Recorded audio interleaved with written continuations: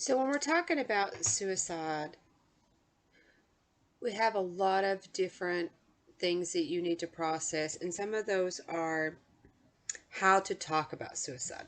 So, one of the things when you're doing assessment that is extremely important, especially when you're working with adolescents or someone that may actually be experiencing suicide ideations, is not to make it sound as if you are looking for an answer. So, you could say, like, what has your mood been like? Have you been experiencing any thoughts of self harm? Have you thought about killing yourself or hurting yourself? Have you thought about or noticed anything that maybe was there that you saw that nobody else did? You want to say it in a tone just like you would ask everything else. When we're not comfortable talking about suicide, we end up doing things like, "You're not thinking about hurting yourself, are you?" Or, "You wouldn't hurt yourself, would you?" And so, because we're uncomfortable talking about it, we say to them, "I don't want to hear that you might be." We say to them, "This is what I want you to respond back with is a no." So, the most important thing when talking about suicide is for you to be comfortable about it and to be able to ask the questions in a way that doesn't make them feel like you don't want to hear about what they have to say. In your text, there's a lot of information that talks about how that could be prevented, what it looks like, some protective factors according to culture groups, and that's on page 420. For some kids, it takes a lot of support.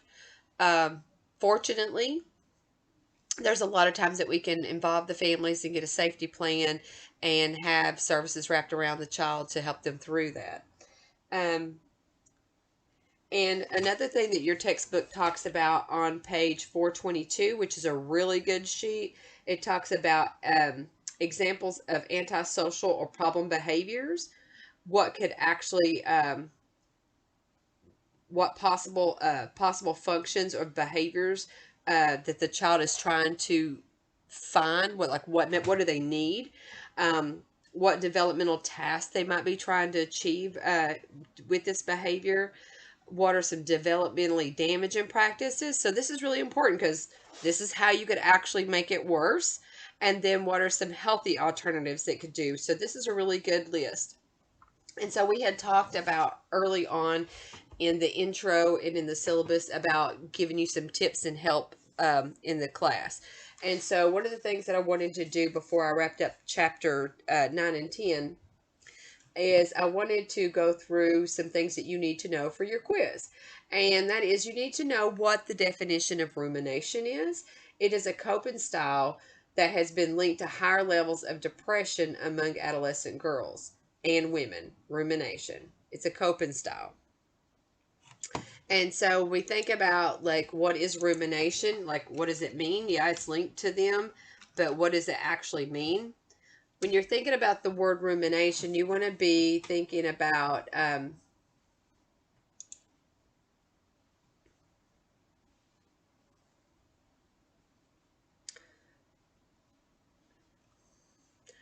like, a lot of times, like, you'll hear people in the country say, like, they're chowing on it, which means they keep running it through their head. They keep worrying about it. They keep reliving it. They keep it on them, almost like a weight, if you would. Um, You also want to know that distraction is actually helpful in a way. If you have a teenager that is thinking of that is like severely depressed, you want to know that actually the use of a distraction can help them come out of that episode faster. So sometimes just giving somebody something to do or helping them with coping skills that are a form of distraction can be helpful. The most current research shows that for teenage population, that 20% of teens, their sexual orientation is fluid, meaning they feel like that they move across the uh, the spectrum as fluid. Um,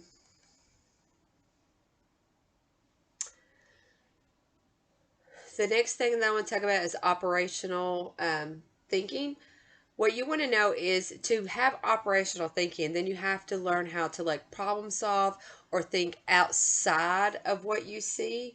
So, for adolescents and adults, they have a higher ability of experience in thinking in an abstract way. So they are better at formal operational thinking.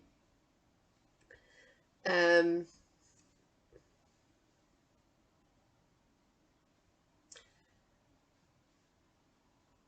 One of the things that you also want to just, again, like for many topics that we talk to about people, you want to not put a tone in there or a question in there that makes them feel like they need to shut down. So, for example, if someone is unsure of their own sexual identity, then it wouldn't be odd for them to try to look at other genders across as attractive because they're trying to figure it out. So you want to make sure that you don't ever push one way or the other or dissuade one way or the other.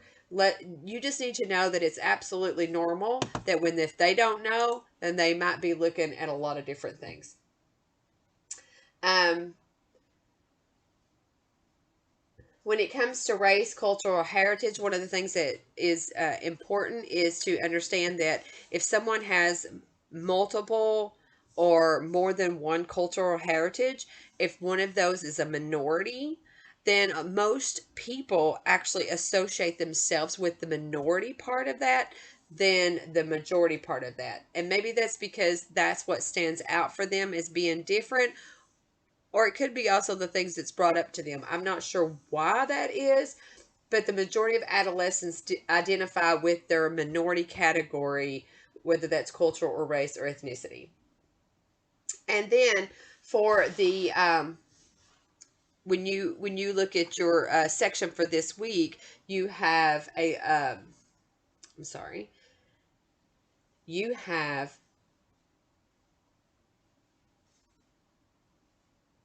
the chapter of social world of adolescence, which is your chapter 10. Just know that I cannot read and talk at the same time. So that's what's going on right here.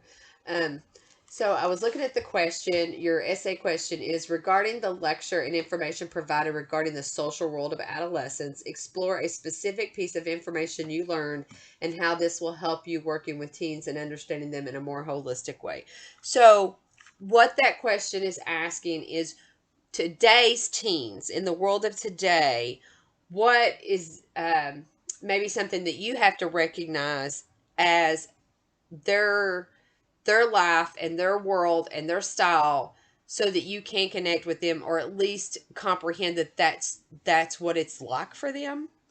um and when I think about that, I think about one of my coworkers. One time she was talking about her son was on those video games, the ones where you can link in and chit chat and stuff. And she said that the games have always drove her a little bit crazy, but she said she noticed this past couple of days that her son had been on his headset and he was talking to the people playing the game, but he wasn't actually playing. So she asked him about it, and he was like, "I just wanted to talk with them, and I wasn't into the game." And she said for the first time she realized during all the COVID shutdown and isolating and everything like that, she said she realized that that was a very big part of his social life, that it wasn't about the games as much as it was how he interacted with his peers. And so it allowed her to understand the purpose of him wanting to be on the game in a way that was different than she hadn't processed before. So that's the kind of thing that I'm kind of asking you to look at, of how that helps you understand youth. So that's it for this module, and we are now going into the adult world. And so 11 through 15 is all from young adults to end of life. So I will see you there.